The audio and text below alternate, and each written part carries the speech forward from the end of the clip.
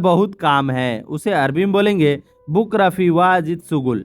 बुकरा फी वाजिद सुगुल। बुकरा का मतलब होता है कल, फी का मतलब होता है, वाजिद का मतलब होता है बहुत, सुगुल का मतलब होता है काम। कल बहुत काम है, बुकरा फी वाजिद सुगुल, कल बहुत काम है। कल मैं खाली नहीं हूँ। कल मैं खाली नहीं हूँ, उसे अरबी में बोलते हैं बुकरा अना मा फी फादी। बुकरा अना मा फी फादी। बुकरा का मतलब होता है कल, अना का मतलब होता है मैं, फादी का मतलब होता है खाली, और नहीं को अरबी में माफी बोलते हैं। कल मैं खाली नहीं हूँ, बुकरा अना माफी फादी। पैसा दो, पेट्रोल भरना है। अगर आप अपने कपिल से बोल रहे हो कि मुझे पैसा दो, पेट्रोल भरना है, तो उसे अरबी में बोलेंगे जिप फुलूस एफ बी बेंजीन। जिप फुलूस एफ बी बेंजीन। जिप का मतलब होता है देना, फुलूस का मतलब होता है पैसा, एफ बी का मतलब होता है भरना, बेंजीन का मतलब होता है पेट्रोल। पैसे दो, पेट्रोल भरना है। जे फुलूस ए बी बेंजीन।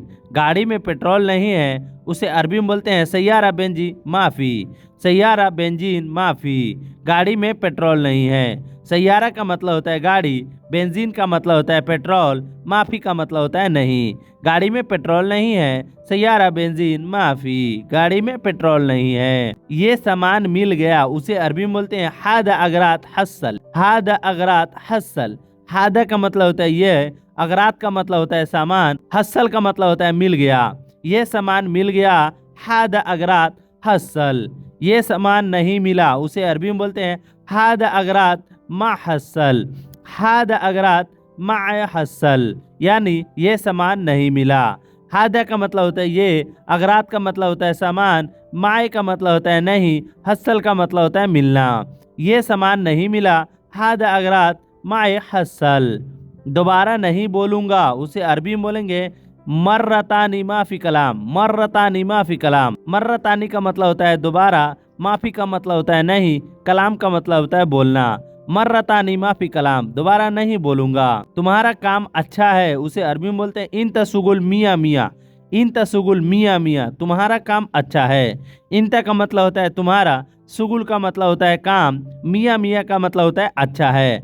इन तसुगुल कोइस भी बोल सकते हैं और मियाँ मियाँ भी बोल सकते हैं। मुझे पूरा तनख्वाह चाहिए, उसे अरबी में बोलेंगे आना एब बी कामिल रातीब। आना एब बी कामिल रातीब। आना का मतलब होता है मुझे, एब बी का मतलब होता है चाहिए, कामिल का मतलब होता है पूरा, और रातीब का मतलब होता है तनख्वाह। आना एब बी कामिल रातीब, मुझे पूरा तनख्वाह चाहिए। इकामा अभी नहीं बना, उसे अरबी में बोलते हैं इकामा अलहिन माफी खलास। इकामा अलहिन माफी खलास। इकामा को अरबी में इकामा ही बोलते हैं। अलहिन का मतलब होता है अभी, माफ़ी का मतलब होता है नहीं, और बनना को अरबी में खलास बोलते हैं। इकामा अलहिन माफ़ी खलास। इकामा अभी नहीं बना।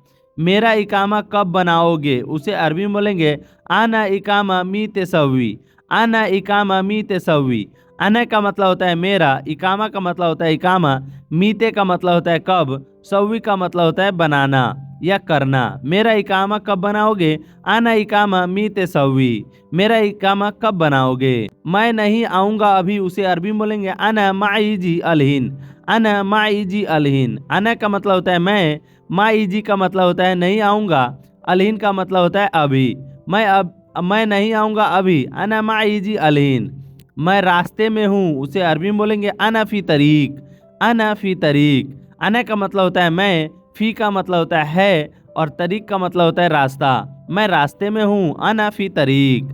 मैं रास्ता में हूँ। मैं मार्केट में हूँ, उसे अरबी में बोलेंगे अना फी सूक। अना फी सूक मौजूद। अना फी सूक मौजूद, मैं मार्केट में हूँ।